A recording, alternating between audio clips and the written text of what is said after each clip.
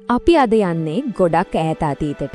අපි කවුරුත් දන්න ඉතිහාසයටත් එහාට ගිහින් මේ දූපතේ මුල්ම පියවර තියපු අපේ ආදිතම මුතුන් මිත්තන්ගේ කතාව අනාවරණය කරගන්නයි මේ සූදානම. ඉතින් කවුද ඇත්තටම මේ දූපතේ මුලින්ම පදිංචි වුනේ? ඔවුන් ආවේ කොහෙන් වෙන්නේ නැත්ද? කොහොම ජීවිතයක්ද යාලා ගත කළේ? මේ ප්‍රශ්න වලට උත්තර තියන්නේ අපේම පොළව යට ගැඹුරින්ම සැඟවිලා. මේ අංකය දිහා බලන්න. 1,25,000ක්. ඔව් හරියටම අවුරුදු 1,25,000ක්. හිතාගන්නවත් බෑ නේද? ශ්‍රී ලංකාවේ මිනිස් වාසය ගැන පැරණිම සාක්ෂිය හමු වෙන්නේ මෙන්න මේ තරම් ඈත අතීතයක.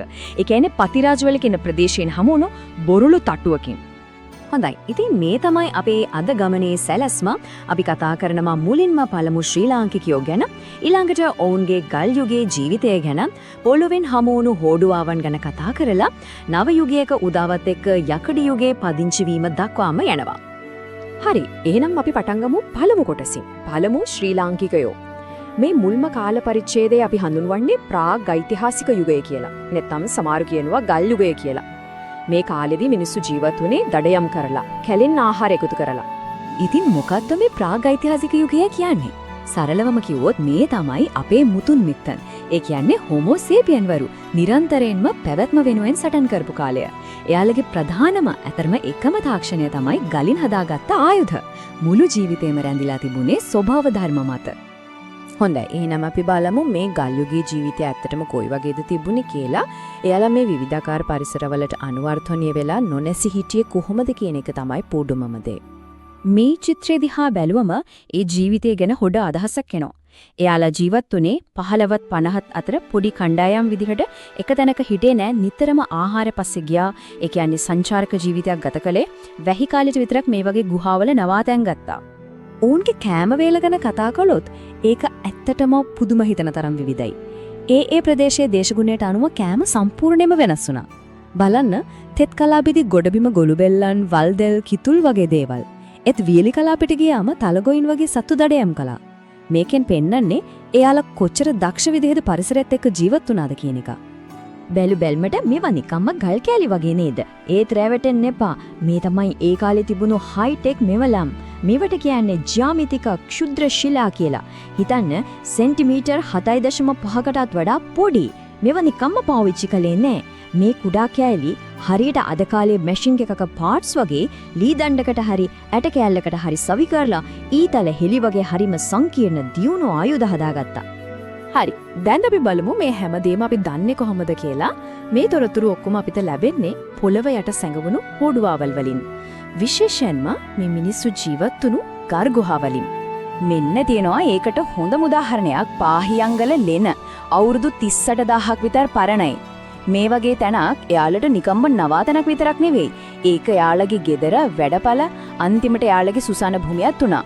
පරම්පරා ගානක කතාවක් මේ බිත්තිය ඇතුලේ තියෙනවා. මේ වගේ ඇටසැකිලි හමු වුණාම තමයි ඒ අතීත මිනිස්සුන්ට ඇත්තටම පණ එන්නේ. අපිට යාළුව මවා ගන්න පුළුවන් වෙන්නේ. පරිවේක්ෂකයන් කියන විදිහට සාමාන්‍ය පිරිමියෙක් සෙන්ටිමීටර් 174ක් විතර උසයිලු, දතුත් ලොකුයි, ශක්තිමත් ශරීරයක් තිබිලා තියෙනවා. ඒ කියන්නේ අද ඉන්න අයට වඩා ටිකක් වෙනස්. ඔවුන්ගේ අවමංගල චාරිත්‍රත් හරිම විශේෂයි. මියගිය කෙනෙක්ව වල දැම්ම වෙන කොහෙවත් නෙවෙයි, Taman ජීවත් වෙන ගුහාව ඇතුළමයි.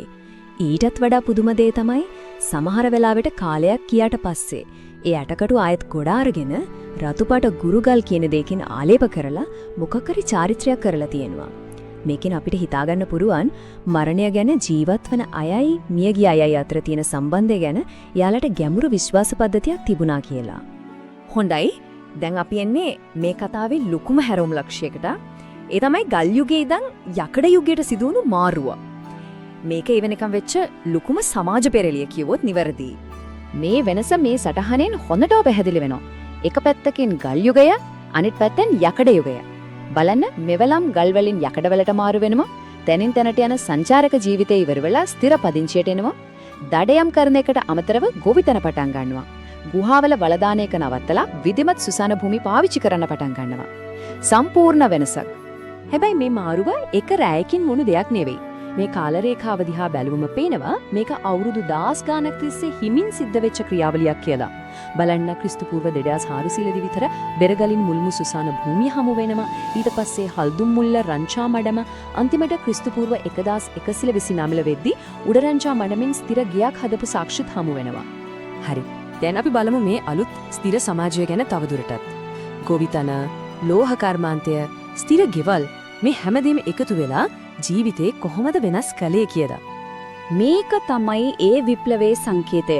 හිතන්න පරම්පරා දහස් ගාණක් ගුහාවල එලි මහනේ ජීවත් වුණු මිනිස්සු ඉතිහාසයේ පළවෙනි වතාවට තමන්ගෙම කියලා ස්ථිර ගයක් හදනවා.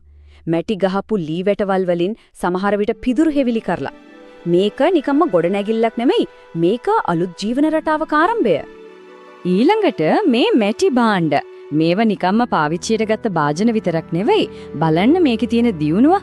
කුඹල් සකපෝරුවක හදලා සුදු පාට පසුබිමක ලස්සනට රතු ඉරි ඇඳලා තිනවා. මේකෙන් පේනවා තාක්ෂණික දියුණුව විතරක් නෙවෙයි මිනිස්සුන්ගේ කලාත්මක හැඟීම් සෞන්දර්යය ගැන තිබුණු උනන්දුවත් කොයිතරම්ද කියලා.